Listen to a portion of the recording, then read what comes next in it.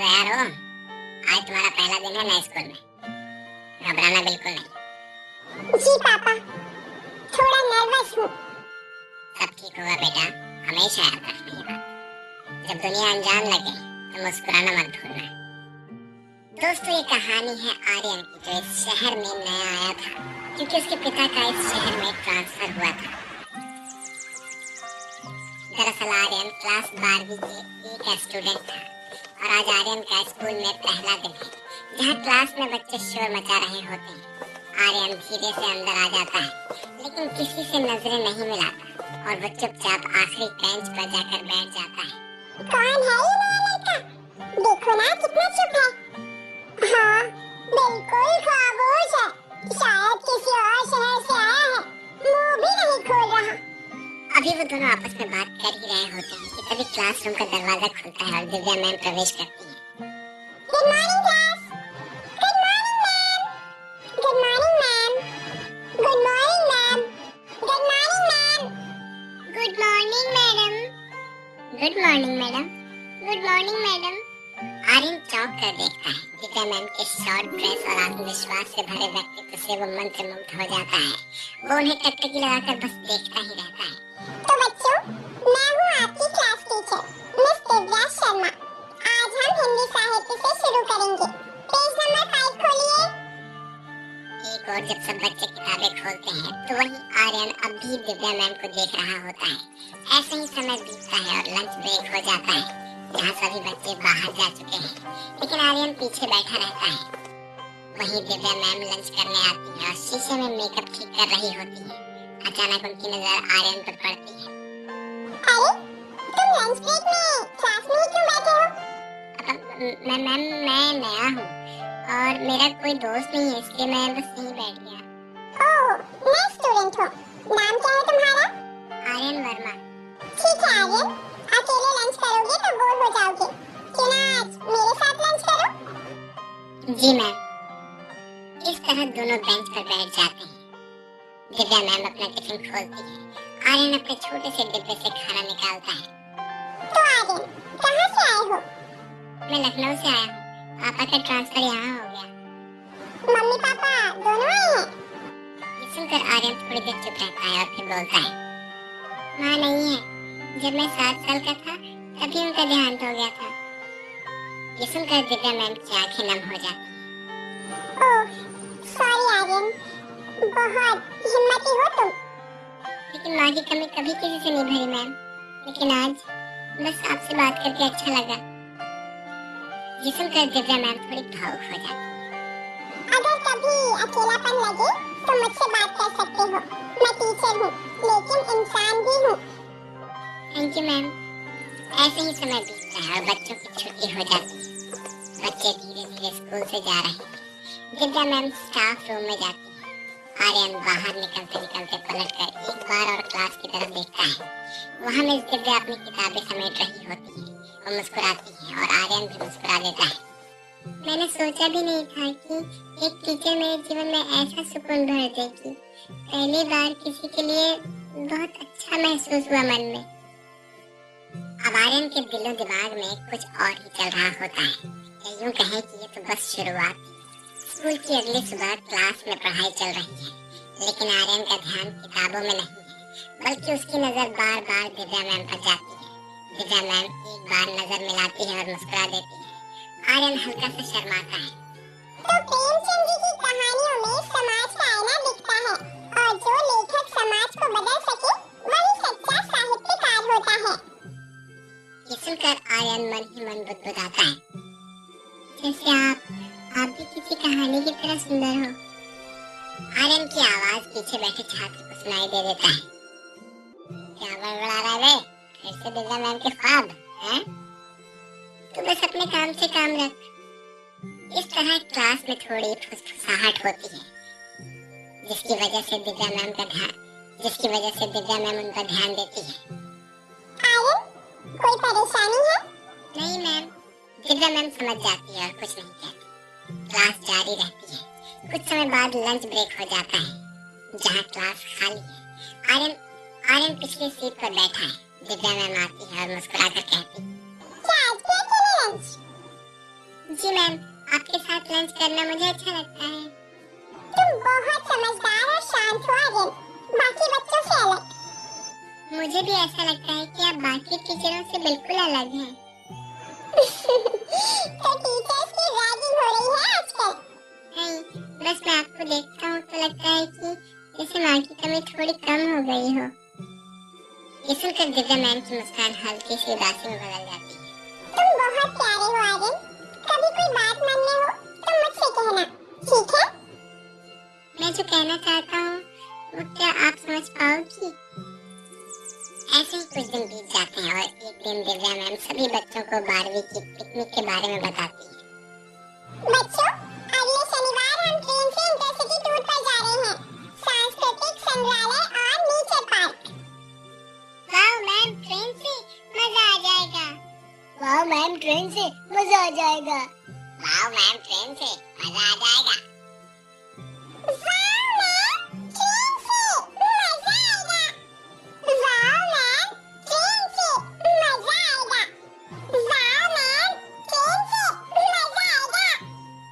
आर्यन भी मन ही मन उत्साहित हो जाता है। यही मौका है, मैं ट्रेन में मैम से दिल की बात कह दूंगा। यही सही समय है। उसके बाद आर्यन घर जाकर पिकनिक की तैयारी करता है और वो अपने बैग में माँ की तस्वीर रखता है। एक छोटा सा ग्रीटिंग कार्ड लिखता है, आपसे कहना था कुछ, और उसे बैग में रख देता है। मैं जानता हूँ ये गलत है, पर दिल के हाथों मजबूर हूँ। शायद उन्हें बता दूँ तो कुछ बदलेगा। जिसके बाद सभी बच्चे रेलवे स्टेशन पर पहुँच जाते हैं। पिकनिक का दिन, बच्चे लाइन में हैं, टीचर साथ खड़े हैं। तभी एक स्मार्ट दिखने वाला युवक दिव्या मैम के साथ आता है। वो उनके मंगेतर हैं, राहुल। बच्चों, ये है राहुल, मेरे मंगेतर। पिकनिक में मेरी मदद करेंगे। ये सुनकर आर्यन की मुस्कान एक पल में गायब हो जाती है। उसकी आंखें सूनी सी हो जाती है। उसे सब कुछ सुनाई देना बंद हो जाता है। मंगेतर मतलब मैम किसी और की है? लेकिन फिर वो खुद को संभालता है। नहीं, अब जब आया हूँ तो जो कहना वो कह दूंगा। कुछ देर बाद ट्रेन चलती है और सभी बच्चे ट्रेन में चढ़ जाते हैं। अब ट्रेन चलने लगती है। सभी बच्चे मस्ती कर रहे हैं, गाना गा रहे हैं, लेकिन आर्यन खिड़की के पास चुपचाप बैठा है। जिसके बाद दिव्या मैम उसके पास आती है। क्या हुआ आर्यन? तुम्हारा चेहरा क्यों उदास है? मैम, क्या कुछ बातें सिर्फ दिल में रखनी चाहिए? मतलब? मैम, मैं आपसे कुछ कहना चाहता हूँ। हाँ, बोलो बेटा। मैम, मैं आपसे प्यार करता हूँ। सुनकर पूरी ट्रेन में एक पल को सन्नाटा सा छा जाता है। दिव्या मैम और उसके मंगेतर राहुल दोनों चौंक जाते हैं। क्या बकवास है ये? आर्यन, ये तुमने क्या कहा? शर्म नहीं आती? मैम, मुझे लगा आप... तुमने मेरी हर बात का गलत मतलब निकाला। मैं सिर्फ एक टीचर हूँ, इंसान हूँ, और तुम जैसे बच्चों को माँ की कमी महसूस ना हो, इसलिए बात की। लेकिन तुमने इसे गलत समझा। इसके बाद दिव्या मैम उसे जोरदार थप्पड़ मारती है। आर्यन सन्न रह जाता है। पूरी ट्रेन में सन्नाटा छा जाता है और अब ट्रेन में कोई बातचीत नहीं। आर्यन अकेले कोने में बैठा है, खिड़की के बाहर देख रहा है। उसका चेहरा शर्म और पछतावे से झुका हुआ है। दिव्या मैम अब उससे दूरी बनाए बैठी है। मैंने क्या कर दिया? जो इंसान मेरी माँ जैसी बनी थी, उसी से मैं... स्कूल में अगली सुबह प्रिंसिपल का ऑफिस, आर्यन और उसके पिता ऑफिस में बैठे हैं। सामने दिव्या मैम और प्रिंसिपल साहब हैं। माहौल बहुत गंभीर है। हम ऐसी घटनाओं को बहुत गंभीरता से लेते हैं।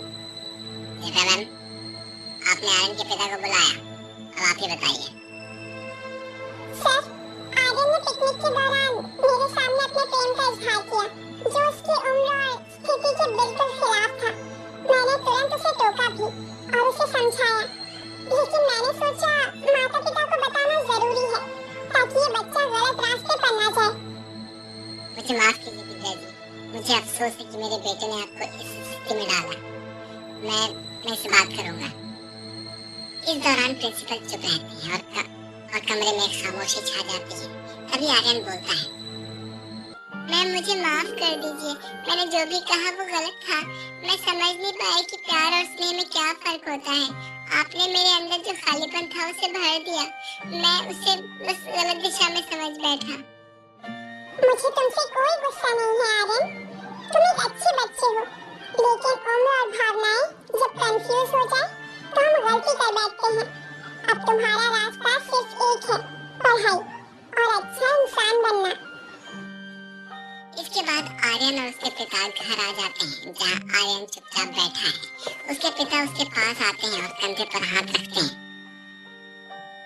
आर्यन बेटा, क्या तुम जानना चाहते हो कि मैं तुम्हें डांटा क्यों नहीं? क्यों पापा? क्योंकि मुझे पता है तुम्हें अब खुद ही अपनी गलती समझ में आ गई है। बेटा, प्यार करना गलत नहीं है, लेकिन उम्र के साथ अनुभव और जिम्मेदारी भी जरूरी होती है। मुझे लगा मैम मुझे पसंद करती हैं। वो एक माँ की तरह तुम्हें अपनापन दे रही थी और तुम उससे प्रेम समझ बैठे। यह हर किशोर के जीवन में होता है, लेकिन जीवन सिर्फ भावनाओं पर नहीं चलती बेटा। मैंने उन्हें शर्मिंदा किया पापा, और अब तुम उसे सुधार सकते हो। पढ़ाई करके एक अच्छा इंसान बनकर। तुम्हारी माँ चाहती थी कि तुम नाम कमाओ ताकि वो ऊपर से गर्व कर सके तुम पर। ये सुनकर आर्यन अपने पिता के सीने से लग जाता है। दोनों की आंखें नम हो जाती हैं। ऐसे ही कुछ महीने बाद क्लासरूम में बदलाव। आर्यन अब क्लास का सबसे एक्टिव छात्र बन चुका है। आंखों में आत्मविश्वास है। नई टीचर पढ़ा रही है और आर्यन सबसे पहले हाथ उठाकर सवालों के जवाब देता है। बाकी बच्चे उसकी सराहना करते हैं। आर्यन, तुम तो कमाल के स्टूडेंट हो। Thank you ma'am. अब मुझे समझ आ गया है कि असली सफलता क्या होती है। मैंने उस दिन हार नहीं मानी थी, मैंने सीखा था और वहीं से मेरी जिंदगी शुरू हुई थी। अरे मेरा लाल, चुप हो जा, चुप हो जा, क्यों रो रहा है? मैं हूँ ना तेरे पास। अरे मेघा, ये बच्चा किसका है तेरी गोद में? अरे ये बच्चा दरअसल एक आंटी अभी वॉशरूम गई हुई है, उन्होंने कुछ देर के लिए उनका बच्चा मुझे संभालने के लिए दिया हुआ है। ये उन्हीं का बच्चा है। अच्छा ठीक है, वैसे एक बात माननी पड़ेगी, पिकनिक काफी शानदार रहा है ना? वापस जाते वक्त अच्छा नहीं लग रहा। मेरा तो मन यही कर रहा है कि मैं ऐसे ही जीवन भर स्कूल ट्रिप पर घूमती रहूं। अच्छा ठीक है, अगर तुम दोनों की गपशप खत्म हो गई हो तो अपना अपना सामान अच्छे से रख लो, क्योंकि अब हमारा स्टेशन आने वाला है। ठीक है। इसके बाद मेघा उस बच्चे को सभी की नजरों से छुपाकर अपने बैग में डाल लेती है, जिसके बाद वो अपने घर चली जाती है। अरे तो क्यों रो रहा है? मैं हूँ ना तेरे पास, जल्दी से चुप हो जा, नहीं तो घर में सभी को पता चल जाएगा। ऐसा कहकर मेघा उस बच्चे को दूध पिलाने लगती है और अपने पास ही सुला लेती है। ऐसे ही अगली सुबह वो उस बच्चे को अपने बैग में डालकर अपने साथ स्कूल ले जाती है और अपने क्लास के सबसे पीछे वाले बेंच पर बैठ जाती है। अरे मेरा बेटा, चुप हो जा। मेघा उस बच्चे को दूध पिलाती है और उसके बाद अपने बैग में डाल लेती है। इसी तरह से मेघा सभी से छुपते छुपाते उस बच्चे को अपने साथ रखती है। वो उसके साथ हंसती खेलती है और किसी को कानों कान भनक भी नहीं लगती। लेकिन यहाँ सवाल ये था कि आखिर ये बच्चा था किसका? क्या मेघा का कोई अफेयर था या उसका बच्चा था, या फिर कहानी कुछ और ही थी? इसे जानने के लिए हमें कहानी में आगे बढ़ना होगा। मेघा बेटी, जब से तुम स्कूल ट्रिप से वापस आई हो, थोड़ी सी परेशान सी दिख रही हो, क्या बात है? वो पिताजी, कोई बात नहीं है। वो दरअसल स्कूल ट्रिप के आने के बाद अचानक से एग्जाम के डेट अनाउंसमेंट हो गई ना, इसी वजह से थोड़ा टेंशन हो रहा है। अरे बेटा, इतना भी टेंशन मत ले। मुझे पता है मेरी बहन तो इस बार टॉप करेगी। अभी रोशन में इतना कहाँ ही था कि तभी मेघा के कमरे से बच्चे के रोने की आवाज आती है। मेघा दीदी, आपके कमरे से किसी बच्चे के रोने की आवाज आ रही है, क्या बात है? वो दरअसल भाभी, वो मेरे मोबाइल का रिंगटोन है ना, इसी वजह से कोई इम्पोर्टेंट कॉल कर रहा होगा। एक मिनट में देख कर आती हूँ। ऐसा कहकर मेघा फटाफट से अपने कमरे में जाती है और अपने बच्चे को दूध पिलाती है, जिसके बाद वो बच्चा चुप हो जाता है। अरे बेटा, आज तो मैं तेरी वजह से पकड़ी ही जाती। तुझे भूख लगी थी ना, अब मैंने तुझे दूध पिला दिया है। अब मैं जल्दी से घर वालों के पास जाती हूँ, नहीं तो उन्हें शक हो जाएगा। ऐसा कहकर मेघा वापस से अपने घर वालों के साथ आकर बैठ जाती है। क्या बात है मेघा, बड़ा समय लग गया? वो भैया, मैंने कहा था ना कि एग्जाम आने वाला है, इसी के सिलसिले में आंचल ने कॉल किया था। ऐसा कहकर मेघा अपने घर वालों को बुद्धू बना देती है। ऐसे ही दिन बीतते जाते हैं और मेघा अपने बच्चे को अपने साथ स्कूल ले जाती है और घर भी ले आती है। और किसी को कानो कान खबर नहीं होती कि मेघा के पास एक बच्चा भी है। लेकिन कहते हैं ना कि चोरी और झूठ ज्यादा दिनों तक नहीं छुपती। ऐसा ही कुछ मेघा के साथ भी होता है। मेघा अपने क्लासरूम के सबसे पीछे वाले सीट पर बैठी हुई थी और अपने बच्चे को चुपके चुपके से दूध पिला रही थी। अब तूने दूध पी लिया है ना, अब जल्दी से बैग के अंदर छुप जा, नहीं तो कोई तुझे देख लेगा। ऐसा कहकर मेघा अपने बच्चे को बैग के अंदर छिपा लेती है। वही मेघा का क्लास टीचर क्लासरूम में पढ़ा रहा होता है। तो बच्चों, ये है ट्रिग्नोमेट्री, इसे तुम अच्छे से नोट कर लो, ये एग्जाम में पक्का आएगा। और ये फिर से वही बच्चे की रोने की आवाज कहाँ से आ रही है? ऐसा कहकर मोहन उस आवाज का पीछा करता है। मेघा, ये आवाज हर बार तुम्हारी तरफ से क्यों आ रही है? क्या तुम अपने साथ कोई मोबाइल लेकर आई हो जिसका रिंगटोन इस तरह का है? निकालो निकालो मोबाइल। नहीं सर, मैं कोई मोबाइल अपने साथ नहीं लेकर आती और मुझे तो कोई आवाज नहीं आ रही। नहीं मेघा, मुझे आवाज आती है बीच बीच में, जैसे कोई बच्चा रो रहा हो। अच्छा, वो तो हमारे काम वाली आशा आंटी है ना, उनका बच्चा होगा, वो इधर ही काम करती है ना, शायद आप उन्हीं के बच्चे की आवाज सुन लेते होंगे। नहीं, पर हो भी सकता है। मेघा के टीचर ने अभी इतना कहा ही था कि फिर से मेघा के बैग के अंदर से उसी बच्चे के रोने की आवाज आने लगती है। मेघा, ये आवाज तुम्हारे बैग से आ रही है, क्या तुम्हारे बैग में कोई बच्चा है? और ये तुम्हारा बैग इतना बड़ा क्यों है? नहीं सर, मेरे बैग में कुछ नहीं है, बस खाने की सिवा। वो सर मेघा अपने साथ बहुत सारा खाना लेकर आती है, ट्रिप पर भी मेघा बहुत सारा खाना लेकर आती थी, उसी समय से मेघा के पास इतना बड़ा बैग है। मेघा, जब सर इतना कह रहे हैं तो एक बार बैग चेक करवा दो ना। प्लीज सर, मेरे बैग में खाने के सिवा कुछ नहीं है। तो फिर इतना डरने वाली कौन सी बात है? ऐसा कहकर मोहन मेघा के बैग को उठा लेता है और उसे चेक करने लगता है, जिसमें उसे एक बच्चा मिलता है। अरे ये क्या, तुम्हारे बैग में तो एक बच्चा है। मैं कह रहा था ना कि मुझे बार बार किसी बच्चे के रोने की आवाज आ रही है। ये वही बच्चा है?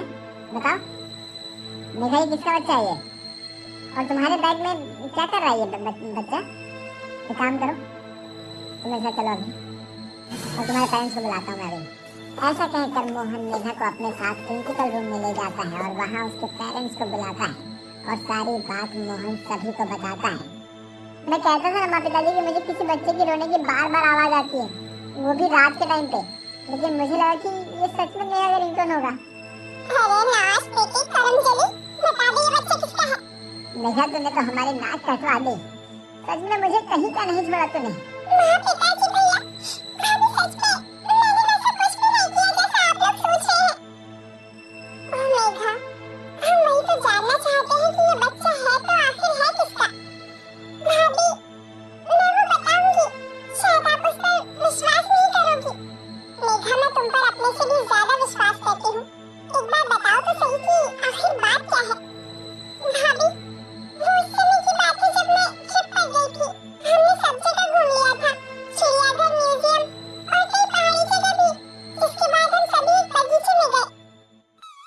अरे वाह, ये कितना सुंदर बगीचा है, चारों तरफ चिड़ियों की चहचहाहट, सुहावना मौसम, हरी आम का पेड़, बाकी आम के पेड़ से बड़ा ही अलग है, और इसका ये फल तो बड़ा ही चमक रहा है, शायद इसे खाकर मैं भी चमकने लगूं।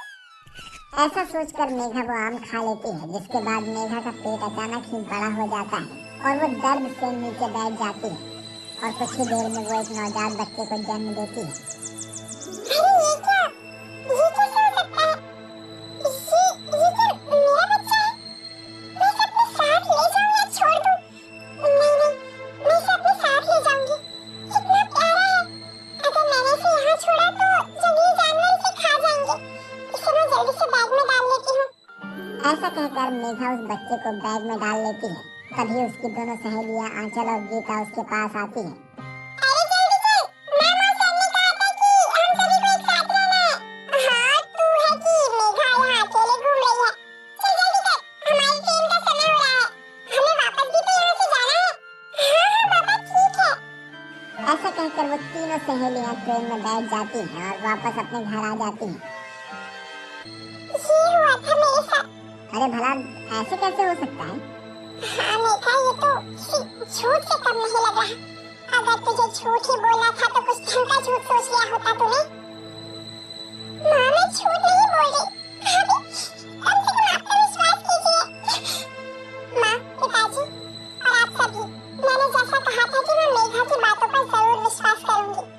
और इसमें कितना सच और कितना झूठ है, ये तो हमें उस जगह पर जाकर ही पता चलेगा। शायद तुम सही कह रहे हो रोशनी। इसके बाद वो सभी लोग उसके बगीचे में जाते हैं जहाँ पर वो जादुई आम का पेड़ था। हाँ, ये वही आम का पेड़ है। इसी पेड़ की चमकती हुई आम को मैंने खाकर इस बच्चे को जन्म दिया था। अभी मेघा ने इतना बोला ही था कि तभी वो पेड़ बोल पड़ता है। हाँ, मेघा बिल्कुल सही कह रही है। मैं इस बगीचे का राजा हूँ और मेरा आम कोई साधारण आम नहीं है, बल्कि ये एक तिलिस्मी आम है। इसे जो भी लड़की या महिला खाती है वो प्रेग्नेंट हो जाती है।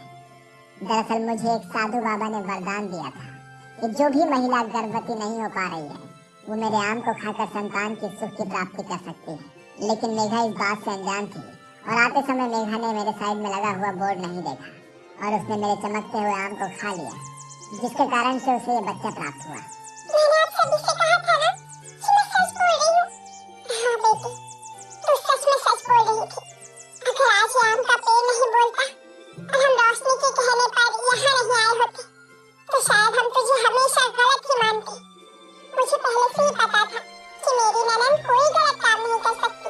कोई बात नहीं दीदी, आज से इस बच्चे को मैं और आप मिलकर पालेंगे। और ठीक वैसा ही होता है। मेघा और रोशनी उस बच्चे को मिलजुल कर पालती है। जब मेघा स्कूल जाती है तो उसकी सारी देखभाल रोशनी करती है और जब मेघा स्कूल से वापस आती है तो वो उसके साथ खूब हंसती खेलती है। इसी तरह से वो सभी लोग खुशी खुशी रहने लगते हैं।